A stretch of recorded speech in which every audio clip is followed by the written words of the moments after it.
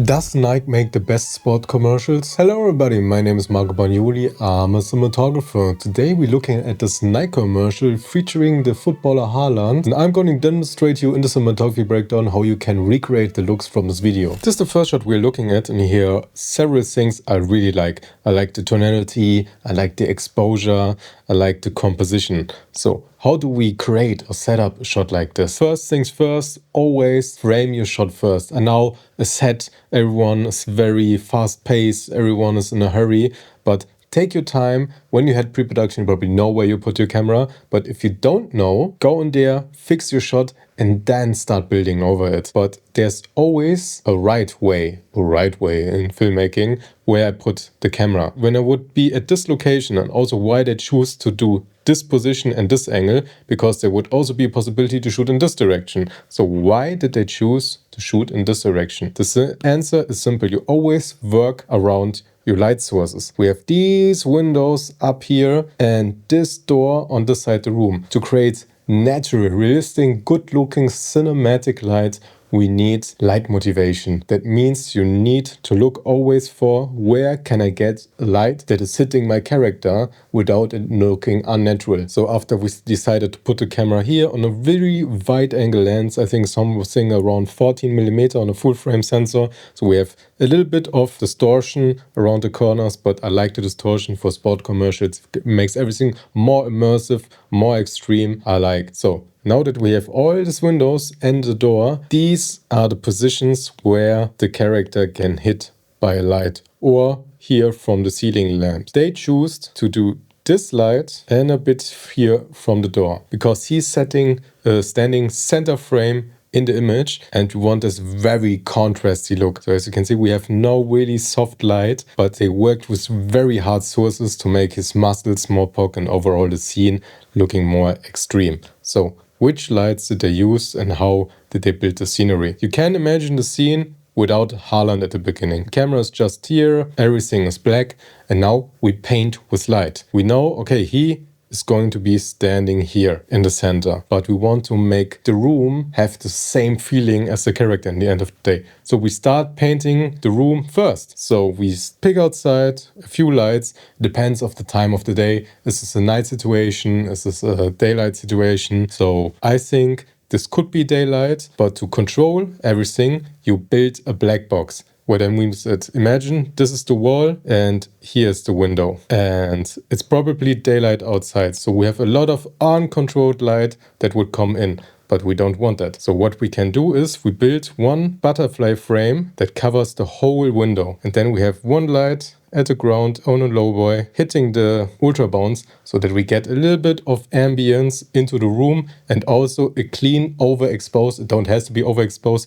nearly overexposed flat surface. So now the problem again is we still have the sun, so everything's still uncontrolled. So the next thing we do is just with molten and negative fill, we just build a black box of big black fabric around our lighting setup so that there's no light entering and we have full control. Now when this light that comes in is pretty soft, you still can add, if you want more texture like here, add a second light that's just blast into the room. So you have practically one light that is for creating the even exposure on the butterfly and one light to create this nice long textures. And it's practically the same thing they did here. Just open the door, then you can turn a light, just hit it on the ground, and then you will create similar results. Don't off, or what you also can do is maybe they put here some light with diffusion, something like in Godox 600, just big carpet light and hit a light beam directly on him. So after we've done that, we already created our texture in the room. So always have to add these textures so our subject doesn't look lit. A lot of times you probably see your footage and think, so why does it so look so lit?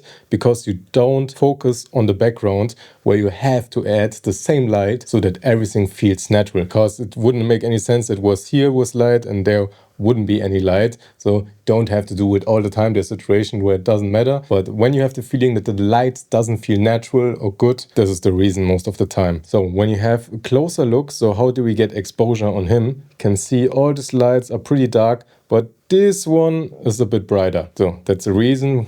That's probably where our main light is coming from. So there's the most bounce and I think another light that just blasts hard light on our character. And that is for now probably everything. The next thing what they did was fill in those lights and turned them very yellow. You can just put some light tubes in there, and this yellow greenish look is a very popular look. It feels very grungy, dirty, like sport would feel. It's a very emotional setup, I would say, because it looks very, very dirty, and I like it. The only thing to control the light when we have very, very white walls, we have here a little bit of a split. I would put some molten on this side, so it's black fabric, so that this light from here doesn't bounce back and destroys our contrast. In this relation, we want to keep all the contrast that we have. Then when we're going in for the close-up shot, we still have the same lighting setup. We actually just move the camera here, I would say. Maybe they changed the exposure on it, but I think even sometimes when you go for the close-up, you actually make your image softer. So you throw in another diffusion in between the light and the actor. But I think in this situation, they kept the hard feeling because, as you can see, this is some very strong backside light, and it works very well because, like I said before, if you look at the ceiling, they painted some contrast here. This light wasn't there before. They added this to, like I said before, motivate the light a little bit more, give the ceiling a little bit more interesting, because the ceiling would be probably very black because every light is shooting down. Then what they probably did is they